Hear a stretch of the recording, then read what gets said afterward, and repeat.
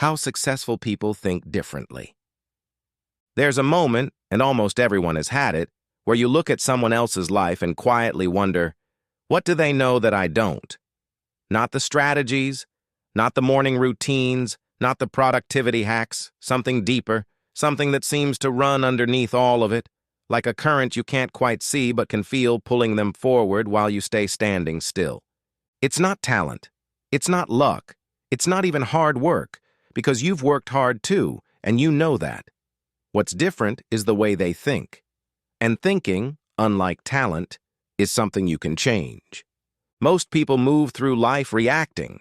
Something happens, and they respond. An obstacle appears, and they shrink. A failure arrives, and they file it under proof that this wasn't meant for me. This is not a character flaw. It's a pattern. And patterns, once you can see them, can be broken. Successful people don't experience fewer problems than everyone else.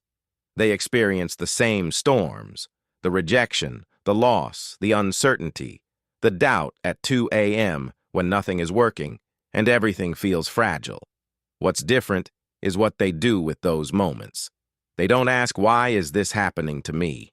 They ask, what is this trying to teach me?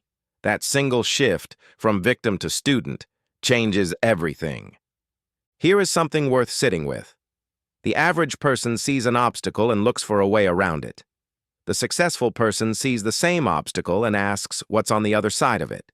Not because they're braver or stronger or wired differently, but because somewhere along the way, they made a decision, consciously or not, that discomfort is not a signal to stop.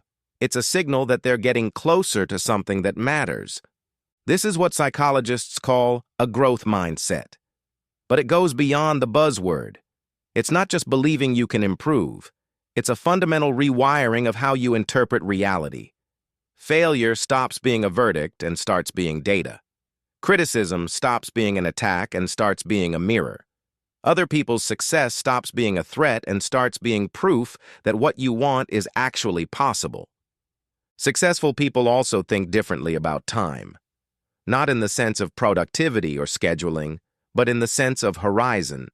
Most people think in days, in weeks, in the next paycheck, the next quarter, the next social media post. But the people who build something lasting, they think in years, in decades. They make decisions today based on who they want to be 5 years from now, not based on what feels comfortable in the next 5 minutes.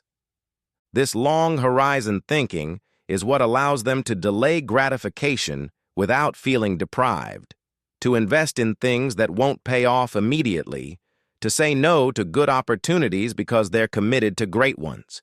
They're not living in the future. They're using the future as a compass to navigate the present. There is one more thing, and this one is quiet, easy to overlook. Successful people think carefully about what they choose to believe about themselves, not in a naive, positive thinking way, but in a deeply intentional way.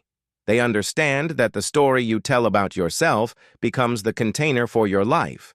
If you believe you are someone who always quits, you will find a way to quit. If you believe you are someone who figures things out, you will find a way to figure things out. Not because the belief is magic, but because the belief shapes the actions, and the actions shape the outcome.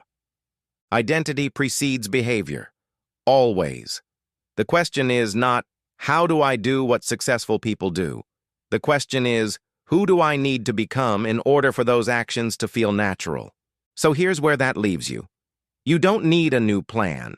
You don't need a new tool or a new habit tracker or another piece of advice. What you need, what all of this has been pointing toward, is a new conversation with yourself. One that starts with honesty, one that asks, what patterns am I running that are keeping me exactly where I am? What stories am I holding on to that stopped being true a long time ago? Because the way you think is not fixed. It was shaped by experience, by environment, by what you were told and what you came to believe. And what was shaped can be reshaped. The difference between where you are and where you want to be is mostly in your head. That's not a criticism. That's an invitation.